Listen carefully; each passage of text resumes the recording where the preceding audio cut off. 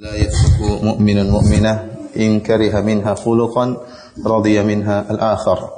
Janganlah seorang suami yang beriman kepada Allah Subhanahu wa taala membenci istrinya mukminah, istrinya yang merupakan seorang wanita mukminah. Jika dia membenci salah satu perangai dari istrinya, maka dia akan ridha dengan perangai istrinya yang lain. Hadis ini merupakan hadis yang mengajarkan kepada kita, yaitu Nabi sallallahu alaihi wasallam mengajarkan kepada kita bahwasanya namanya istri pasti memiliki kekurangan, dan kita suami pasti mendapatkan kekurangan tersebut pada istri kita. Akan tapi Rasulullah SAW mengajarkan bagaimana sikap kita menghadapi kekurangan istri kita, yaitu jangan sampai melupakan kebaikan-kebaikannya. Ya, bahwasanya jika ada perangai istri kita yang kita benci, maka pasti akan kita dapati kebaikan-kebaikannya yang lain, sehingga jangan sampai kita membenci istri kita. Hadis ini meskipun berkaitan tentang kehidupan rumah tangga, akan tapi para ulama telah menyebutkan ada kaidah umum yang bisa diambil dari hadis ini, yaitu bahwasanya seorang muslim di dunia ini jangan pernah berharap kesempurnaan tentang kenikmatan dunia. Bagaimanapun dia mengharapkan kesempurnaan, maka dia tidak akan peroleh. Dia ingin mengharapkan wanita yang sempurna, tidak akan dia dapatkan.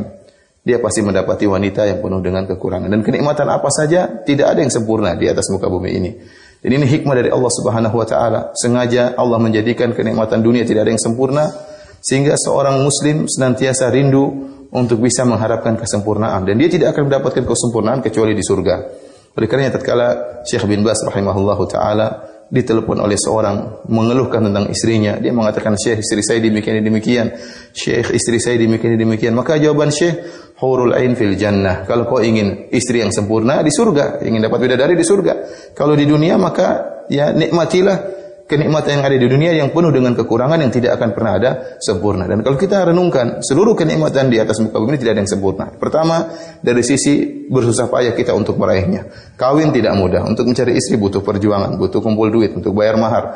Kemudian setelah kita dapatkan istri kita pun ternyata ada kekurangannya, tidak sempurna. Makan pun demikian, makan tidak mudah, tidak langsung terhidangkan. Kita harus mencari makanan tersebut, bahkan makanan-makanan yang enak ternyata terkontaminasi, tercampur dengan perkara-perkara yang menunjukkan ketidaksempurnaan makanan tersebut. Kita makan udang, makan kepiting, makan cumi, ternyata mengandung kolesterol yang tinggi.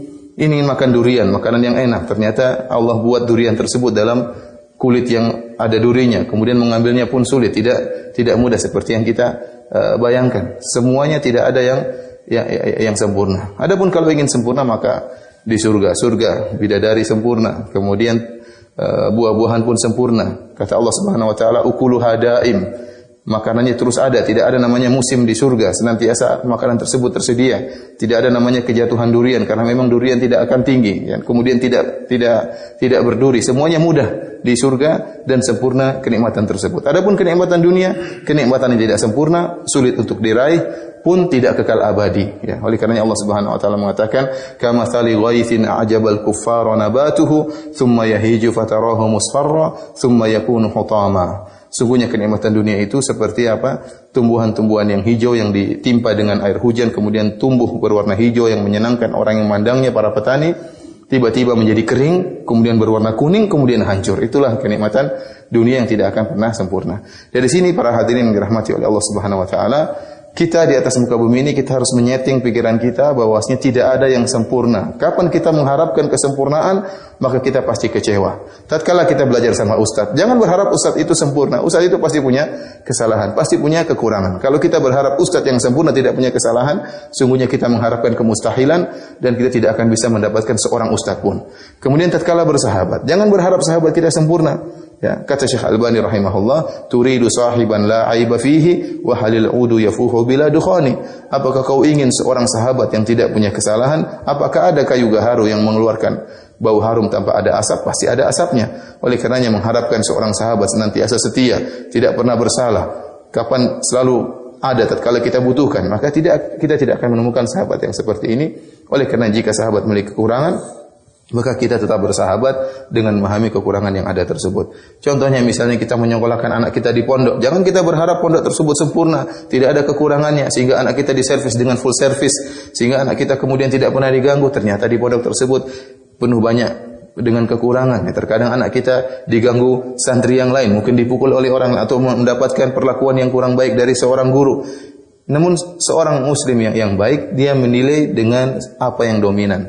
Jika sesuatu yang mendominasi adalah sesuatu yang baik, secara setelah dia perhatikan istrinya, ternyata meskipun ada kekurangan namun yang mendominasi adalah kebaikan. Dia perhatikan ustadznya penuh dengan kekurangan, tapi setelah dinilai secara global kebaikannya lebih banyak. Pondok pun demikian, setelah dia lihat ternyata pondok tersebut memang ada kekurangannya, akan tapi secara global lebih baik, maka nikmatilah dan teruskan untuk menikmati kenikmatan tersebut, atau berhubungan dengan pondok dan atau belajar pada guru tersebut. Karena barang siapa yang mengharapkan kesempurnaan, maka dia tidak akan dapat kesempurnaan tersebut di dunia ini. Barang siapa yang senantiasa mengharapkan kesempurnaan, maka dia tidak akan pernah bahagia dan senantiasa gelisah hatinya, karena dia tidak pernah merasa puas dan dia akan senantiasa menjadi orang yang suka marah-marah, suka orang yang protes.